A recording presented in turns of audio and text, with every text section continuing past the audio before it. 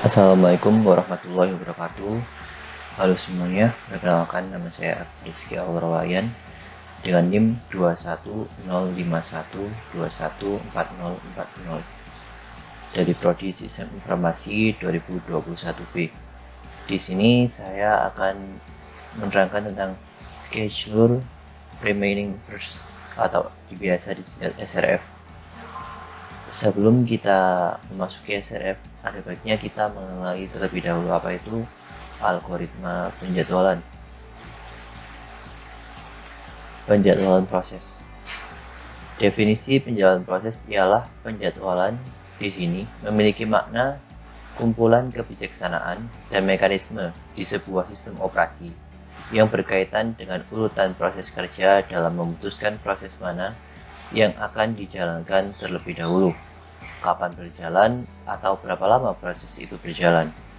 Penjadwalan proses pun memiliki kriteria untuk mengukur dan optimasi kinerja penjadwalan, yakni dibagi menjadi 5. Yang pertama ialah adil atau fairness. Proses yang diperlakukan sama, yakni mendapat jatah waktu pemrosesan yang sama dan tak ada proses yang tak kebagian layanan pemproses sehingga mengalami kekurangan waktu. Yang kedua ialah efisiensi. Pemrosesan dihitung dengan perbandingan atau rasio waktu sibuk pemproses.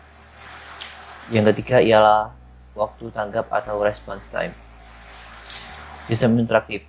Terminal response time yaitu waktu yang dihabiskan dari saat karakter terakhir dari perintah dimasukkan sampai hasil pertama muncul di layar.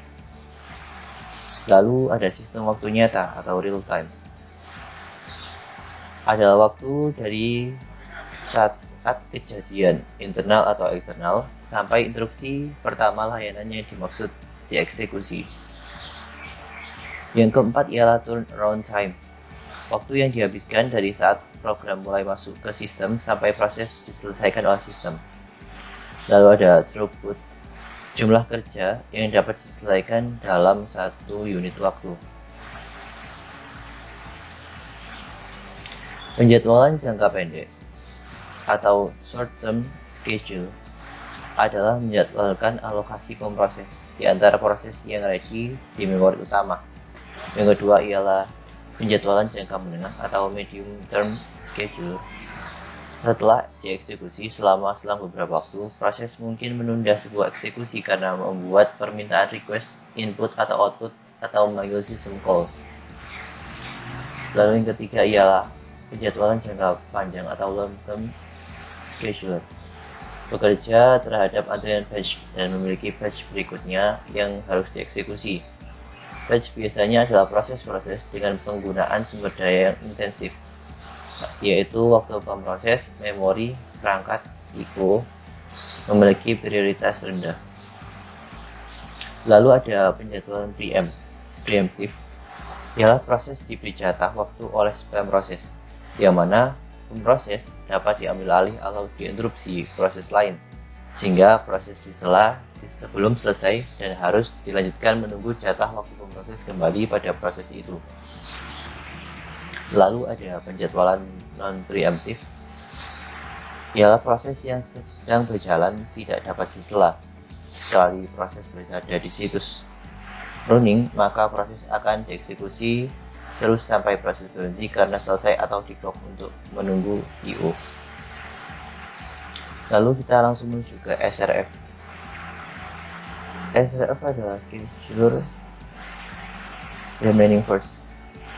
Pada algoritma ini, proses dengan waktu pemrosesan terendah yang akan dijalankan terlebih dahulu, walaupun proses tersebut baru tiba di antrian proses. Selain itu, jika ada proses yang sedang berjalan, dapat diambil alih oleh proses yang memiliki waktu pemrosesan lebih sedikit. Proses ini merupakan penjadwalan berprioritas dinamis, yaitu untuk time sharing melengkapi SJF pada SRF. Proses dengan sisa waktu jalan diestimasi terendah dijalankan termasuk proses-proses yang baru tiba. Pada SJF, Begitu proses dieksekusi, proses dijalankan sampai selesai. Pada SRF, proses yang berjalan atau running dapat diambil alih proses baru dengan sisa waktu jalan yang diestimasi lebih rendah. Kelemahan dari SRF ini adalah mempunyai overhead lebih besar dibanding SCF. SRF perlu menyimpan waktu layanan yang telah dihabiskan job dan kadang-kadang harus menangani peralihan. Lalu tibanya proses-proses kecil akan segera dijalankan. Job-job lebih lama berarti dengan lama dan variasi waktu tunggu lebih lama dibanding dengan SCF. Kita melihat studi kasus. Contoh studi kasus ada nama proses, waktu tiba, lama eksekusi, mulai eksekusi, selesai eksekusi, dan total akhir. Di sini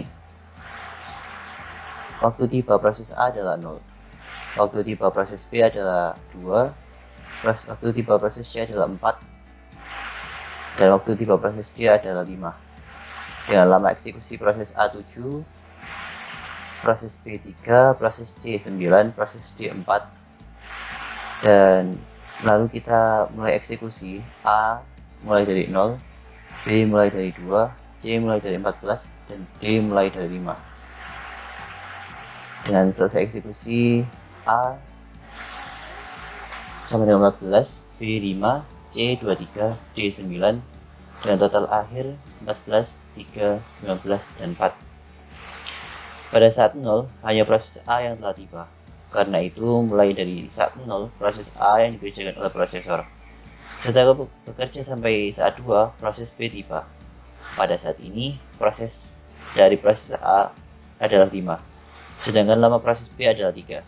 Karena proses B lebih sedikit lama dieksekusinya, maka melalui preemptif, mulai saat 2 proses A dikeluarkan dari prosesor untuk digantikan oleh proses B. Pada saat 4, yaitu pada proses B, proses C tiba. Pada saat ini, sisa waktu eksekusi A adalah 5. Proses B tinggal 1, serta lama proses C adalah 9. Yang paling dekat ke waktu selesai adalah proses B, sehingga pada saat itu, pelaksanaan proses B dikerjakan. Pada saat proses 5, proses D tiba. Sisa proses dari proses A adalah 5.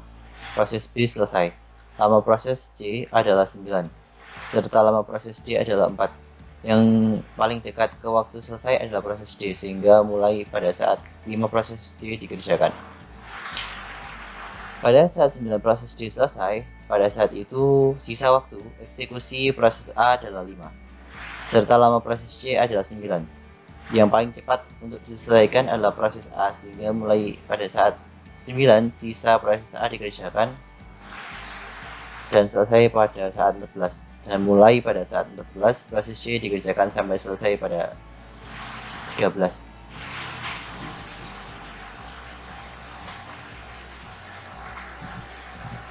Lainnya contoh soal ada 4 proses P1, P2, P3, dan P4 dengan arrival time P10, P23, P35, P4 7 dengan burst time P18, P24, P310, dan P4 3. Selanjutnya, pada waktu ke-0, P1 dieksekusi. Pada saat P1 dieksekusi, P2 tiba pada waktu ketiga. Karena bersifat preemptif, P1 dan P2 akan dibandingkan untuk menentukan mana yang akan menjadi prioritas. Pada waktu ketiga, sisa burst time dari P1 adalah 5, dan burst time P2 adalah 4. Karena burst time P2 lebih singkat, maka P1 akan dihentikan dan digantikan oleh P2.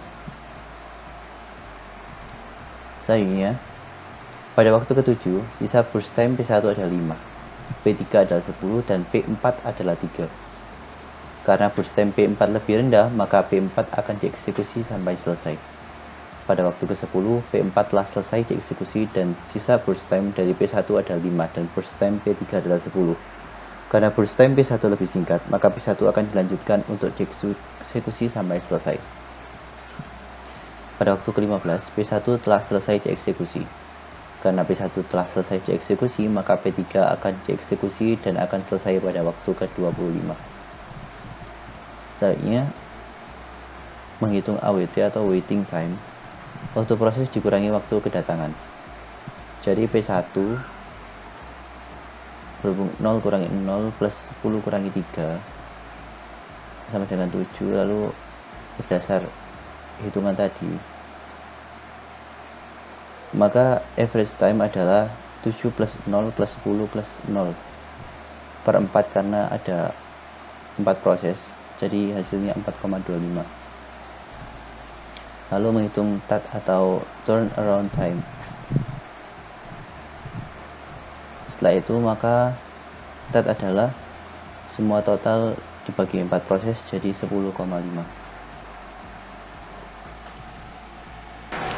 Selanjutnya kita mencoba studi kasus lainnya.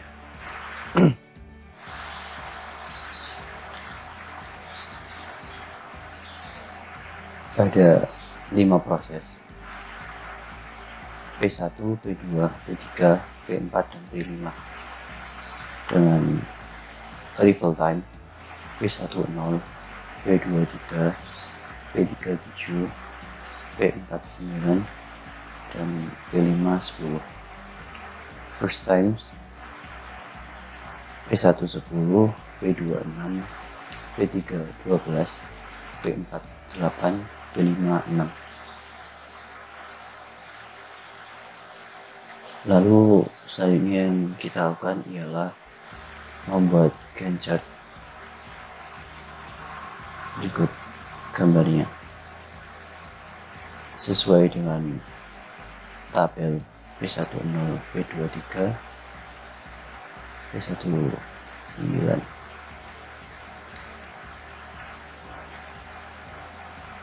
P5, 16. Nanti nyambungnya di pattern begini.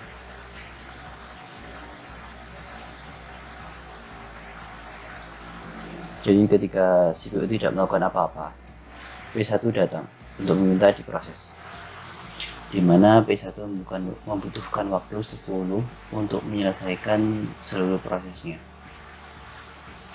Tetapi P1 baru dikerjakan sejumlah 3. Lalu datang P2, membutuhkan waktu pengerjaan seluruh prosesnya sejumlah 6. Karena P2 memiliki waktu proses yang lebih sedikit dibandingkan dengan P1, maka P2 diproses terlebih dahulu. Pada saat P2 sedang diproses, pada titik ke-7 datang P3 yang mempunyai waktu penyelesaian seluruh prosesnya sejumlah 12. Pada waktu yang bersamaan, P1 yang berjumlah 7 dan P2 yang berjumlah 2 sedang menunggu.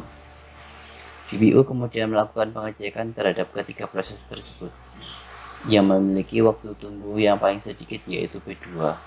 Maka P2 akan dikerjakan sampai selesai yaitu pada titik 9.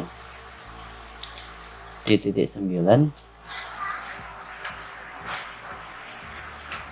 P2 sudah selesai diproses. Maka pada saat ini CPU akan melakukan pengecekan kembali terhadap proses yang akan dikerjakan. Pada titik 9 sudah ada P1 yang mempunyai waktu pengerjaan 7 dan P3 yang memiliki waktu pengerjaan 12.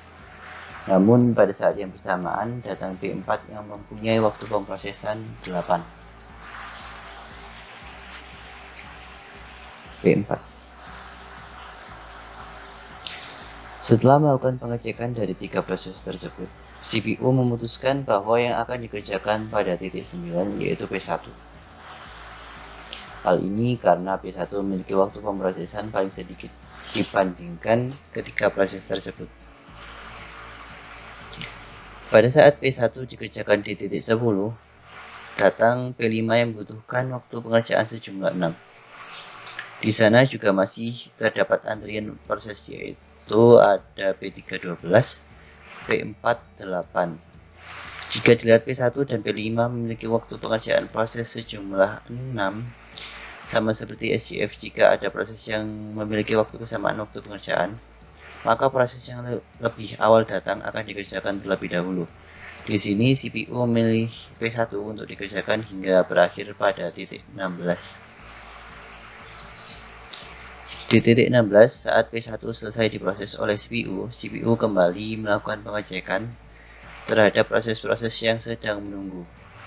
Pada saat itu, CPU memilih P5 yang lebih awal untuk diproses. Begitupun selanjutnya, CPU selalu memilih proses yang memiliki waktu pengerjaan lebih sedikit untuk diproses lebih awal. Hal kedua yang dilakukan untuk menghitung average waiting time, yaitu dengan menghitung berapa lama waktu tunggu yang dihasilkan oleh proses tersebut.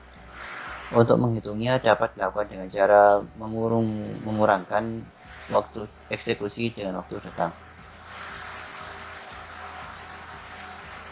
Seperti ini. Waktu eksekusi dikurangi waktu datang. Udah sesuai, jadi totalnya 48. Lalu setelah menghitung itu semua, kita menghitung average waiting time dari semua proses tersebut. Caranya yaitu AWT atau average waiting time, yaitu sigma waiting time dibagi total proses. Berhubung totalnya 48, lalu total prosesnya ada 5, jadi 48 per 5 jadi 9,6. Lalu penerapan SRF dalam kehidupan sehari-hari. Penerapan SRF biasanya digunakan sebagai sistem penjadwalan proses produksi sebuah produk yang bertujuan untuk memaksimalkan efisiensi produksi sehingga dapat menurunkan biaya pengeluaran dan menambah pendapatan. Biasanya SRF ini juga digunakan pada tempat servis atau bengkel karena mendahulukan yang cepat diperbaiki. Misal seperti ada kendaraan yang turun mesin, lalu ada kendaraan yang cuma ganti oli, maka yang ganti oli didahulukan karena kalau ganti mesin itu terlalu lama. Kalau orang yang menunggu ganti oli kan cepat. Seperti itu. Sekian presentasi yang dapat saya sampaikan. Terima kasih. Wassalamualaikum warahmatullahi wabarakatuh.